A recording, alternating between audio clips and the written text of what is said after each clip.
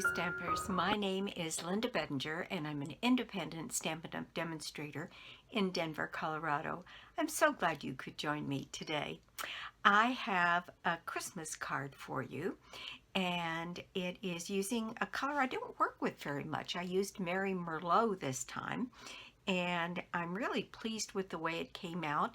I'm using Poinsettia, and I am using something that's new that will be coming out in November, which is only a couple weeks away. I've gotten mine early, and it's called the Quite Curvy bundle, and it includes Curvy dies, Curvy Christmas, and Quite Curvy stamp set.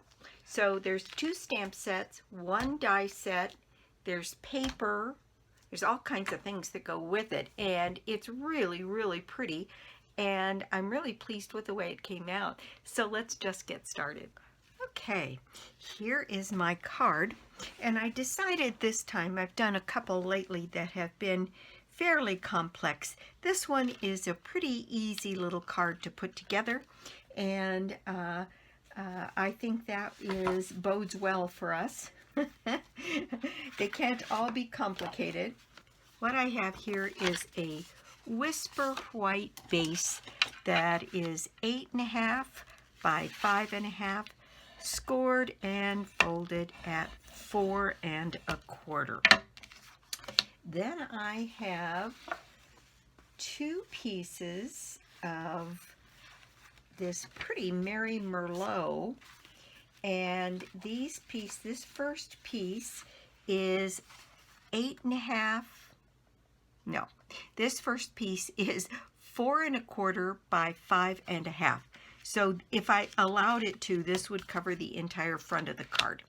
When I made this one, I put this border around all the way around, and I decided that on this one I'm going to make these edges in the top go all the way to the top of the card. I think I'll like that a little bit better. And then I have a piece of this beautiful Plush poinsettia paper that's cut to that same size, 4 1/4 by 5.5. Then, and that's going to be for the front of our card. Then I have a piece for the inside of Merry Merlot that is 4 by 5 1/4, and then I have a piece of Whisper White that's 3 3/4 by 5. Then I have a piece of Merry Merlot that is 4 by 1 inch, and then we are going to cut a little piece of this pretty plush paper to go down the center of this. Well, that'll be 3/4 of an inch by 4 inches, and we'll cut that as we go here a little bit later. Now, let me tell you about the stamp sets. I used the regular Poinsettia Petals stamp set, and I used this one this time. This is a complete poinsettia that's here, and I used this Merry Christmas. And then let me show you these Curvy stamp set and die. This is Curvy Christmas. This will be available on November 1st, and it's got pine trees, and it's got stars, and then it's got some sentiments. May your days be merry and bright, thinking of you at Christmas. A nice little small Merry Christmas stacked, pine boughs, what could be holly boughs here, stars, a bow, a splatter. It's got all kinds of things in it. Then this is the other, which is called Quite Curvy, and it's got this beautiful band of leaves. You're 1 in a million, thinking of you makes my day, wishing you the happiest of birthdays, hooray for you, made with love just for you, and hello. A pretty nicey scripty hello. These cute little birds, and then a little spray of flowers here, and just a tiny little sprig of leaves. And then these are the dies. Now, the die that I used is this one, which is also a curved die, and it punches out this little, these little holes all along the edge here.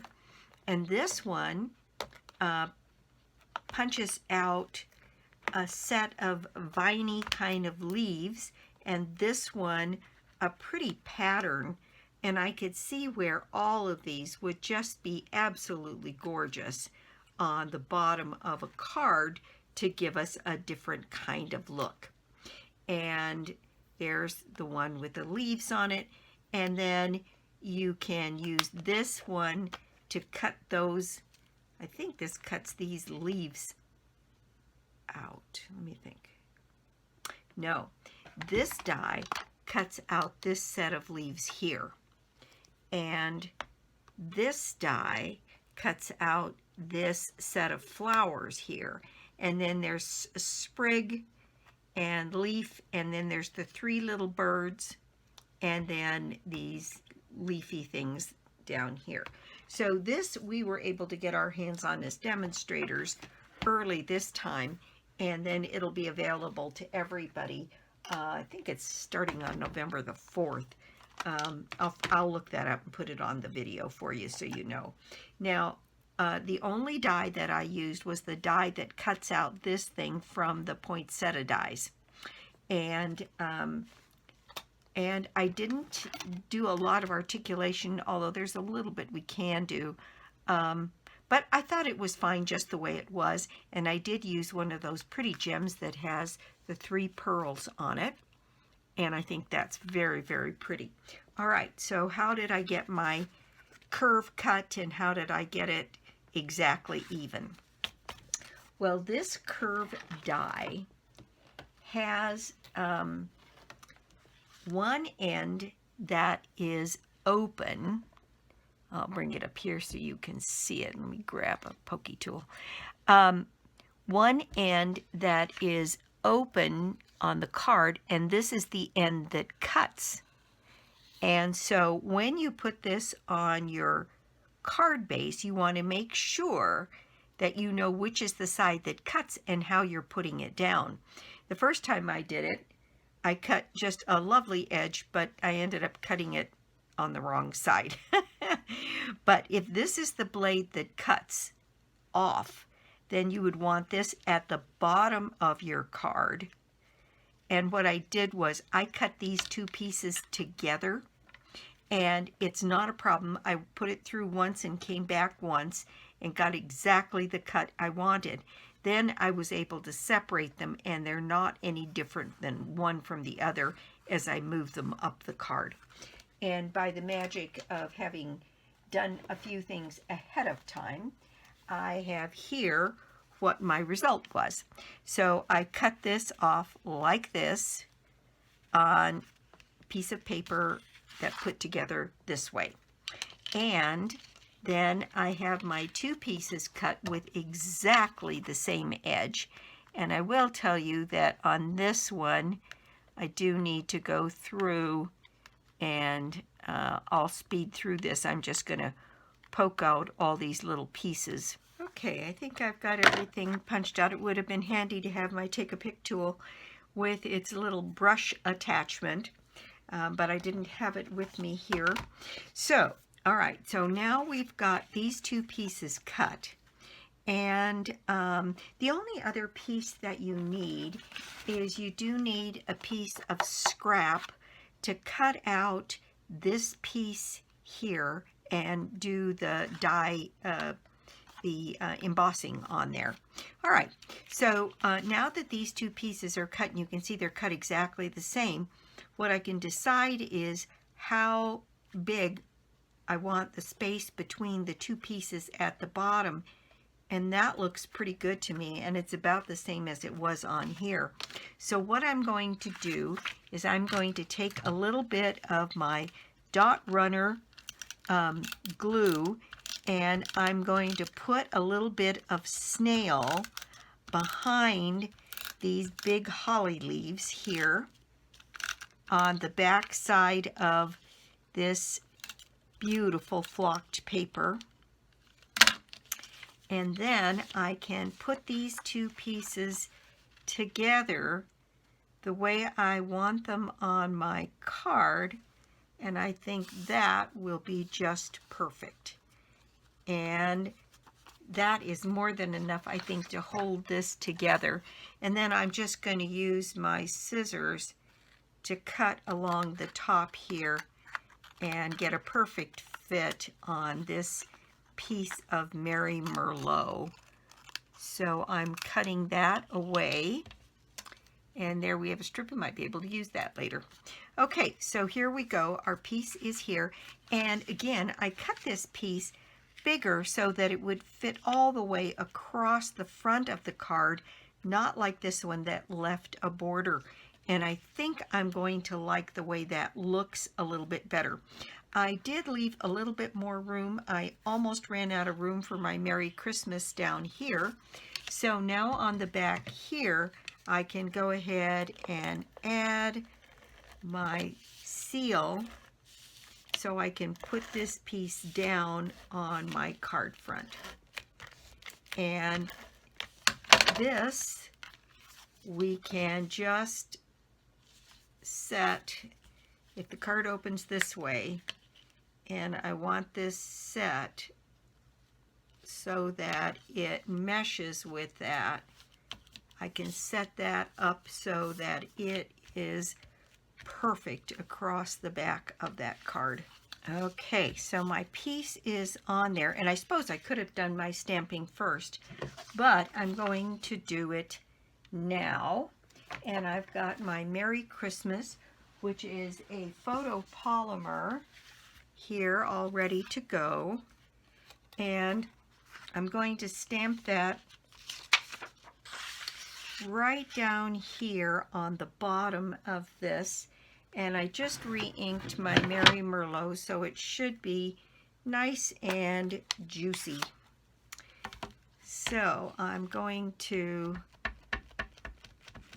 add my ink to my Merry Christmas, and I'm going to set that right down here on the bottom of my card.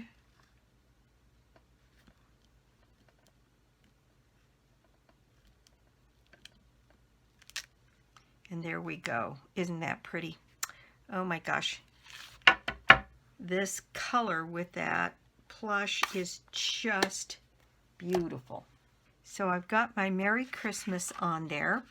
And then on the inside of the card, all I'm really going to do is, now you can put an additional sentiment on the inside. Maybe we'll just do that. Let's put this, May the Magic and Wonder of Christmas. Here we go. I'll grab that off of here, put it on a block, and we'll add that to the inside of our card. Merry Merlot back out here again, and I'll ink that up. And I think I'm going to put that just using the background to help me get it straight here. How about right in there?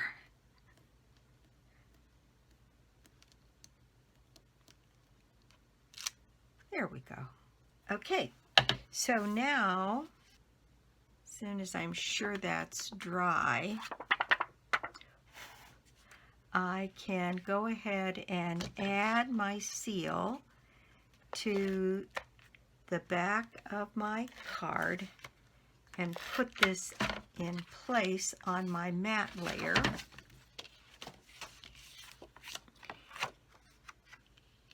And set that down with a similar margin all the way around. And then this piece is ready to go on my card.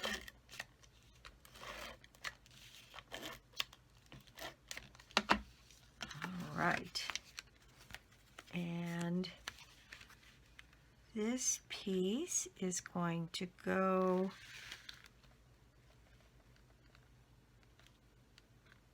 right in here. Then this piece is set to go across the end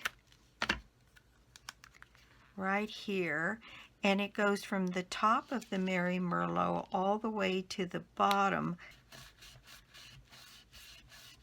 There we go.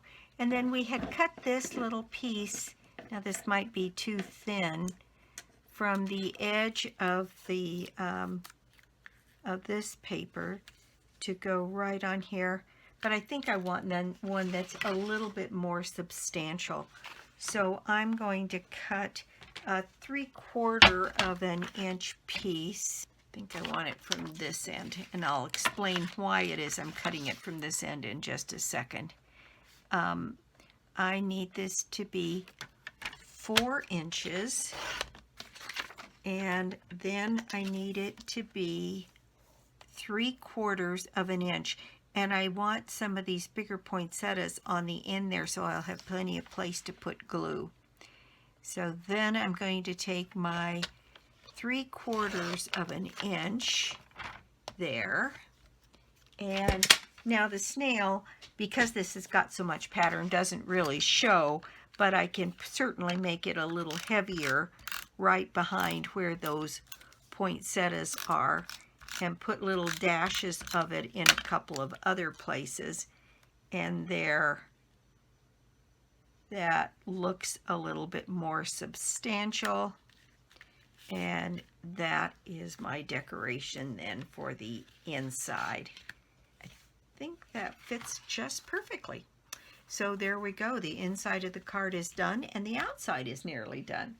So next we need to take that piece of Merry Merlot that was my piece of scrap, and I have my stamp mounted that has the poinsettia on it,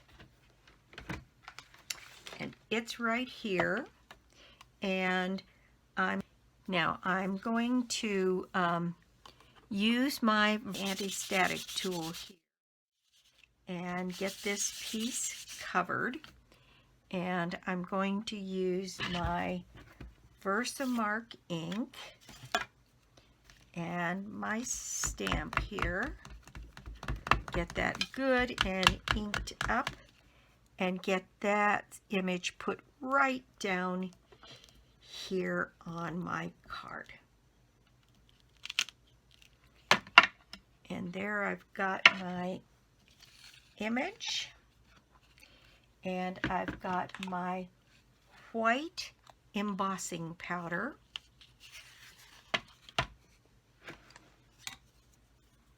and so I'm going to put my white embossing powder over my poinsettia image, and there we go. Then I'll quiet the video while I heat set this.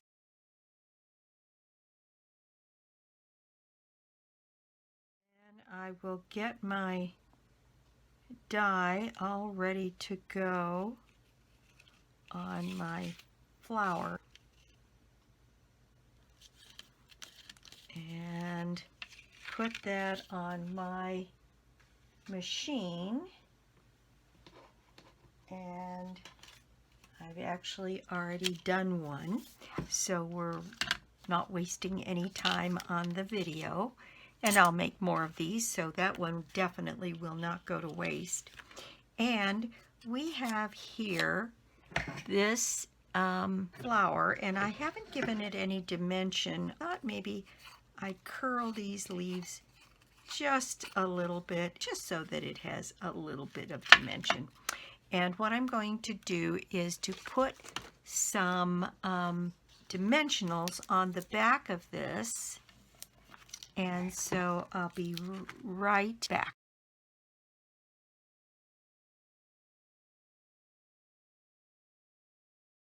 Now I'm going to set my poinsettia. This one is a little bit longer than it is wide, and I'm going to put it so that its long side starts up here in the corner and comes across the card this way.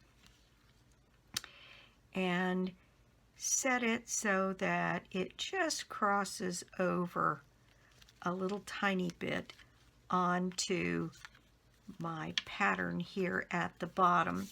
And then I used these beautiful, what are they called? Beaded Pearls. And I just thought they were so pretty. And I'm putting those on with a glue dot or two. And actually, I put a glue dot on each one of these little pearls, so I ended up using 3 glue dots on this. And then stick that right in the center of my flower. Oh my gosh, I just think that is so pretty. And then I have some pearls, and I think on this one I used medium-sized pearls, and I'm going to do that again.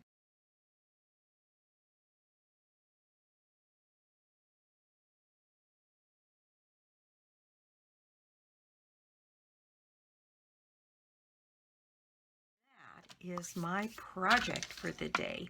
It really is quite a simple card, and yet I think the impact on this is really stunning. There's something about this color, this Merry Merlot, that is just a little muted, and it really adds to the drama of this card. So I'm pretty pleased with the way this came out. I hope you like it. Thank you so much for stopping by my YouTube channel today. I do so appreciate it. And if you don't already have a Stampin' Up! Demonstrator, I'd love to be your demonstrator. My customers get little prizes and presents from me all the time. I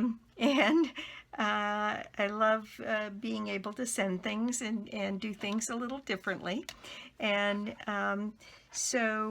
or you could join my team. It's always a good time to join Stampin' Up!, particularly after a quarter end, because then your first minimum is really not due until, like now, the quarter start at the end of September was a quarter. So if you join in October, your first full quarter for a minimum isn't until January, so you have until March to finish your quarter. So it's a wonderful time because you end up with 5-6 months to get started and you're meeting your first minimum. But I'm very tickled with this card. I think it's just beautiful. And let's see, my prize draw for the month is a bundle of your choice out of any of our catalogs.